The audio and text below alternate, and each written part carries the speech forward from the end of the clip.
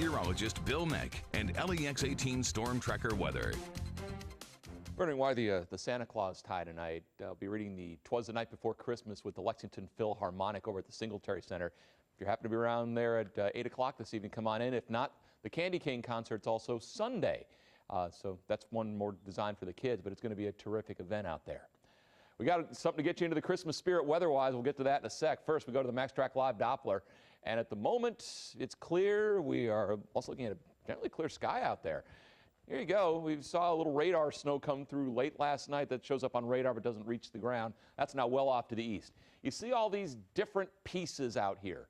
This is all going to come together into one big-time storm. Here's our timeline for it. 8 o'clock tomorrow. Should be raining at that point, but it'll be warm. So that's got something good for us as we get, though, into tomorrow or late tomorrow night, early Sunday morning. Temperatures are going to drop very quickly once the cold front goes through. At that point, the rain will also change to snow very quickly. And as that changeover happens, could be what we call a quick thumping of snow, where it comes down hard and you get a very quick 1/2 to 1 inch accumulation. That may be by about the time you're waking up Sunday morning. By the time we get you into the middle of the day, Sunday we'll be getting into snow showers after what may be a brief lull, and that snow shower will also be accompanied by very strong winds. We could see winds 25 to 35 miles an hour during the day on Sunday, so blowing snow is going to become a concern. And by the time it all wraps up by the latter part of Sunday, or at least begins to taper off, 1 to 3 inches of snow, a pretty decent bet.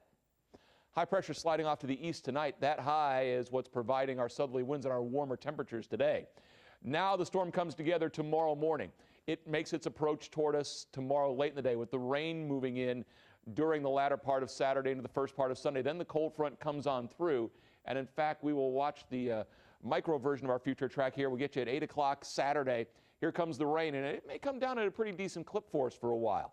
11:45, we're still in rain. They're maybe trying to mix in at a few places by that point, but really we get into 4 or 5 o'clock in the morning. There's the thumping of snow as you look at the tail end of the main batch of rain. Then during the day on Sunday, it's snow showers, it's blowing snow, and that'll be with us into Sunday night, it looks like, before this all begins to sweep away sometime on Monday. But again, the big story may end up being just the cold that's coming in addition to the snow.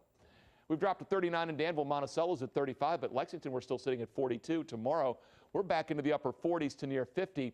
These will be the morning temperatures on Sunday, as the temperatures will be falling down to around 20 by the end of the day. Check out LEX18.com throughout the weekend for any closings and weather updates.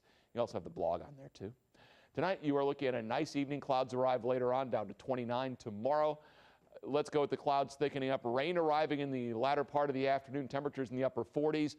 Rain changes to snow Saturday night and Sunday. The snow continues off and on during the day. Sunday, blowing snow, temperatures falling.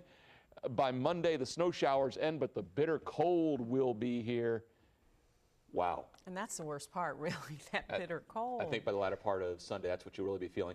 Also tomorrow, real quick, we will be out at Fayette Mall, ringing the bell for the Salvation Army outside of Sears. What time? Noon. All right. Thank you, Bill.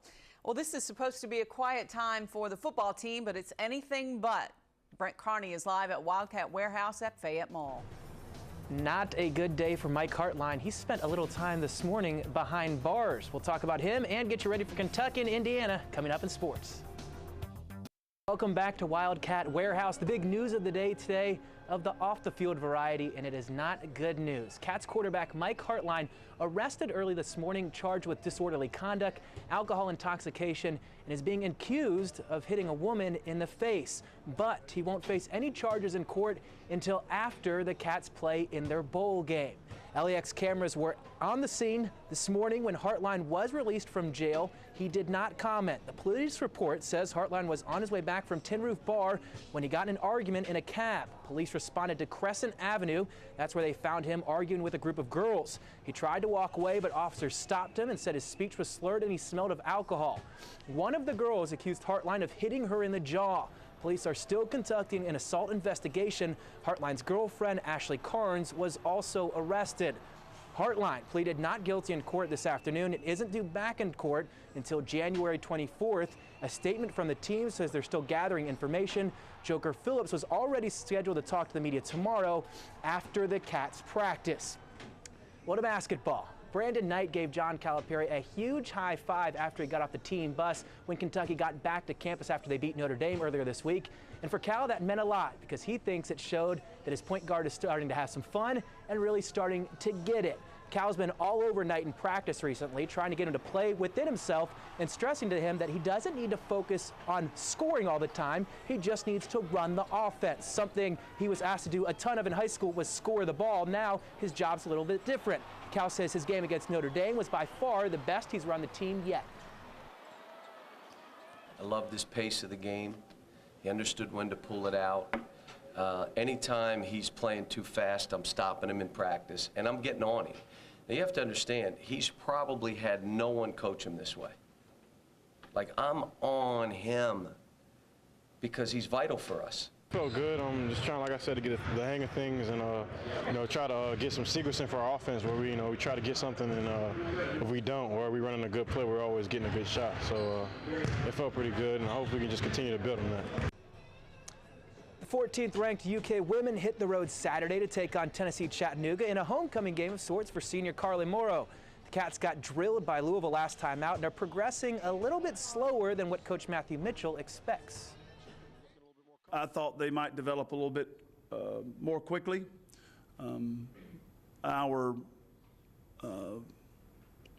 Us, meshing and coming together as a team, I think we still have a ways to go before that actually happens. So I'm not unhappy with them, but I think we could be further along right now. Some good news for Patrick Patterson. His days in the NBA D-League are over, at least for now. He'll rejoin the Houston Rockets on Sunday. He averaged 17 points and 9 rebounds in 7 games with the Rio Grande Valley Vipers. Randall Cobb, one of 3 finalists for the inaugural Paul Hornung Award, given to the country's most versatile college football player. The announcement on the winner will happen after the bowl season finishes. And lastly, the Reds' Jay Bruce avoids arbitration, agrees on a 6-year, $51 million contract. The deal has an option for a 7th year that would push the total to $63 million. Chapter of the DAR for having me there today. It was a great afternoon, and I remarked I didn't even have to wear a coat in, but that's going to change. It's amazing. It was in the 40s. I know. And people were walking around in shirt sleeves, me included today. It felt so good, though, compared to what we've been having. And what we will have. Yeah, we've got one more day tomorrow of relatively mild weather with the rain arriving later in the day tomorrow. That rain changes to snow tomorrow night. It'll be snowing for us off and on during the day on Sunday. Thing is, we will be 25, 30 degrees colder than that Sunday afternoon. Count on LEX-18 all weekend to keep you updated of any closings and any road conditions. NBC Nightly News is next. See you at 7 o'clock. For the latest news, sports, and your Storm Tracker forecast, log on to LEX18.com. Coverage you can count on.